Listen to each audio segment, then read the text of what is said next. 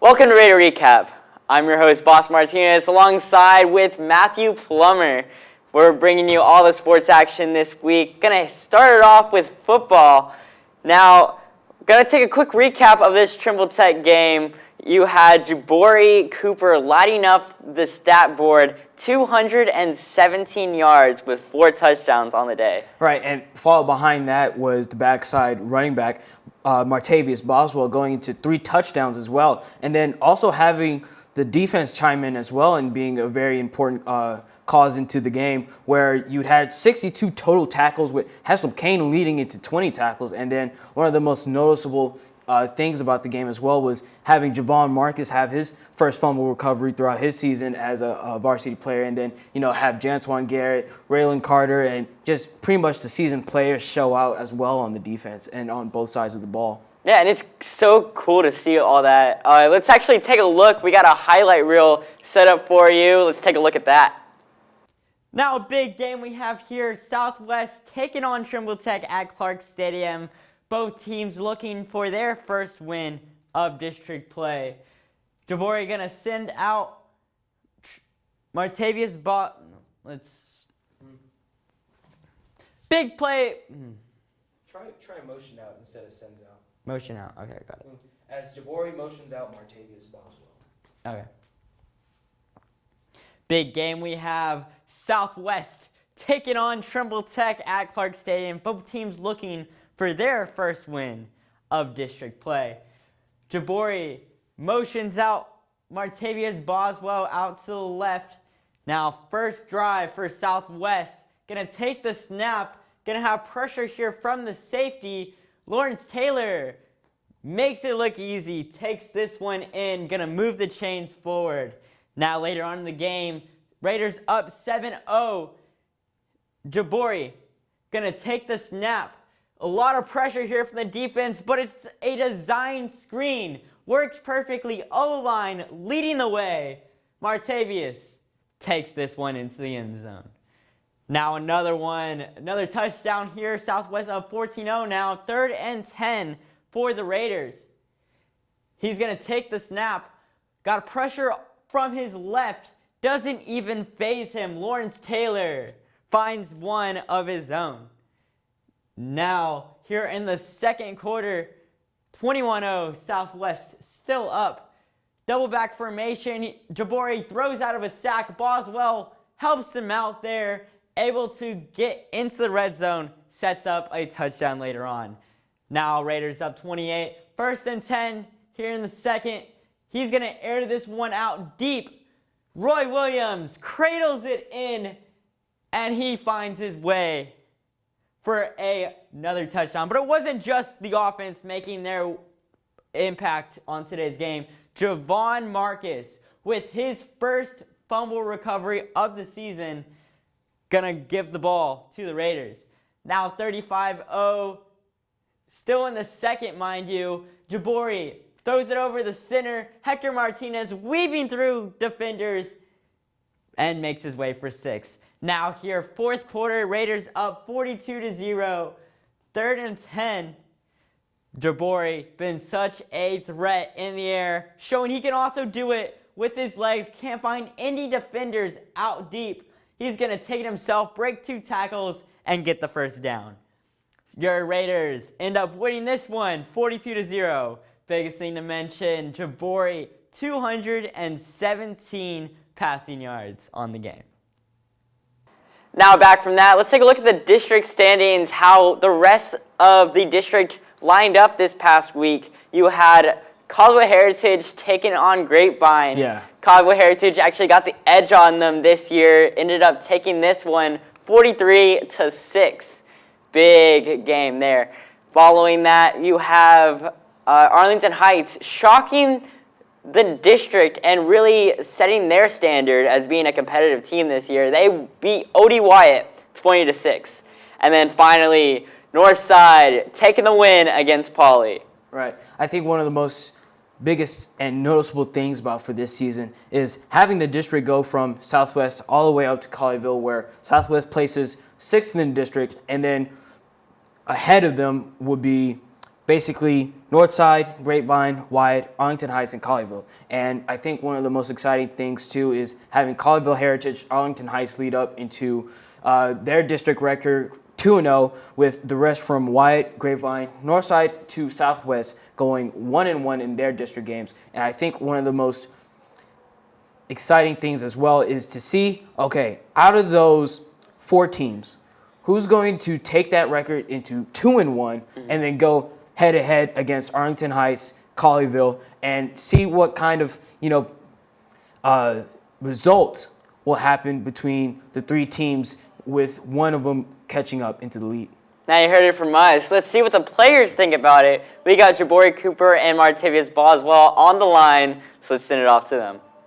All right, now I'm here with Martavius Boswell, Jabori Cooper, big players, fundamental to this Raider offense. Now, coming out of that O.D. Wyatt game was something that sort of struggled. You did have a lot of setbacks there. Now able to transition into this Trimble Tech game. What was the difference that you saw? It was just major mistakes we had to fix. So at the Y game, it's a 24-hour rule. You erase it, worry about the next week. Mm-hmm. So we knew we had to dominate because we got to make sure they know that we're a better team. We got to set the tone going into next week. Same question for you. It's all about just it was really just a statement game to really just show the whole district that we still in here. We can compete with everybody in this district, and we don't need to get left out the race to district champions. Now for you, Jabori, I saw a lot of frustration against that OU Wyatt game, especially not having the time to get comfortable in the pocket and finally finding receivers. Now able to throw for a couple of touchdowns. What changed mentally in your mind and for the entire team, you think? For the entire team, really, it was just really just knowing our assignments and just playing with some heart. That's definitely one that we needed to work on, just playing with heart, playing with effort. Yeah. Now talking about that Trimble Tech game, defense really stepped up and helped you guys out a lot. How's it like being able to play with that much of a cushion, be able to have some fun, try some new things? It was really good, but at the same time, I wasn't too big to worry about it. I just want to go out and dominate and get my mind ready for these next 3 games because I know they'll be very important. Oh yeah, it just gives the whole team a different level of confidence. Especially the offense knowing that our defense can get stops, it'll just give us the confidence. Okay, we got a chance to win this game. We could just put numbers on the board and we could score. So. Yeah. Now talking about these next 3 games, big ones as well. You got Colleyville Heritage, who's 2-0, tied for first in the district with Arlington Heights. What are you guys thinking in preparation for this game? Really, strong mind of focus and mentality. We go be ready for all 3 of these games, I promise. Focus, knowing what to do at all times, never lose focus. Especially you got the crowd going, is because especially in ODY, it was homecoming, you had the crowd going, just people just out of their minds, not thinking about the right thing. But that's just the main thing we need to focus on, just focusing on what we got to do. Thank you. Very exciting game, and as they mentioned at the end, facing on against Colleyville Heritage this week, as we saw in the standings, top of the board right now. So it's going to be a big game. We're big underdogs in this one. What do you think about this, and what do you have going forward into this game? I think one of the most noticeable things that's going to happen with the Colleyville game and for Southwest is that really the defense for Colleyville has actually taken the advantage away from Southwest Raiders, where they would rely on Martavius Boswell as well to, find any crevices, any creases, any opening gaps inside of the line of scrimmage. And basically what's been noticeable about the Colleyville game is that they would have that line of scrimmage compressed, just no room, no breathing air, and it just forces that offense, presumably for the game, when they go against the Southwest Raiders. I fully believe that their offense would be forced to have to take pretty much opportunities into the edge, running off the ball and trying to make it more of a track race and trying to not get their players going into just a muddy playing field. Mm-hmm. And now let's transition it over to cross country now. Big meet you had last week competed in a 6A, 5A merged meet. Had a lot of runners. Competed in the Daniel Mayberry Mansfield Invitational. Now, you saw a lot of runners that competed fairly well in this one, with a lot of runners getting their PRs as well. So you're really raising the standard of what we're able to do.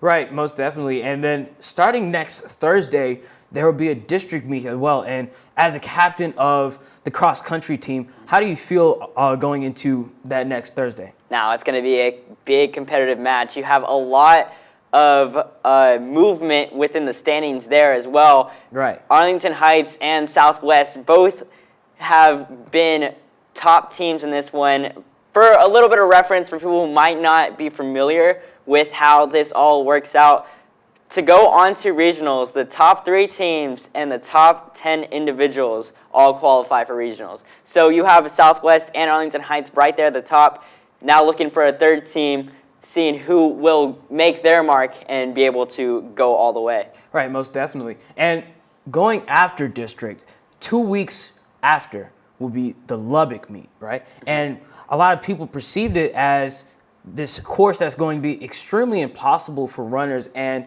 most definitely, last time someone made state before in 2008 for the cross-country team, and going into passing district, hopefully getting a good enough standing from there, and also passing into the Lubbock meet.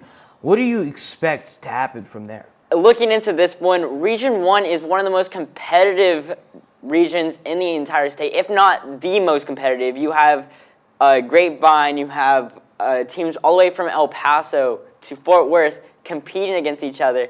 It's such a big experience, and it's going to provide one of the toughest results for everybody as a whole. You have 350 runners competing for 20 spots to go to state. And I mean, as you said before, last time someone did that was 2008. Last time Southwest won district, 2014. So you have a lot of history within Southwest, but looking to make something new. Right, outstanding. Now, transitioning into volleyball, we would like to take a note of an outstanding start of the season with the freshman team. Now, this might come out as surprising, but starting from that season with the freshmen, even when, it's more important to talk about the seasoned players, it was hard to not notice that the freshmen were starting off with only 2 losses throughout the season, going into, pretty much throughout the whole entirety of, starting off with the games that they've played. And really what we've seen, right, for the freshman team was that their team captain, Kendall Ham, was upholding constant rallies along with her, starting with, her defense stars and the star hitters. Can you kind of reiterate those players? Yeah, exactly. Really standing beside Kendall, you have Vivian Plummer, the deep setter, really making an impact on the court. Along beside her, Autumn and Jackson also there. You have such a competitive and talented team, really looking bright for the future of Southwest. They actually won the South Hills Spikadeli just a few weeks past. So now they're going to take on Arlington Heights with the rest of varsity and JV. And they're going to facing off now on next Tuesday, the 10th of October. It's going to be something we're really looking forward to, and something we can see how far can they go, how much can they do. Right. And now that's going to be it for Raider Recap this week. I'm Boston Martinez. And I'm Matthew Plummer. Follow us on all of our social media. We got Instagram, Twitter, TikTok, and watch our full episodes on YouTube and Spotify. Thanks for watching.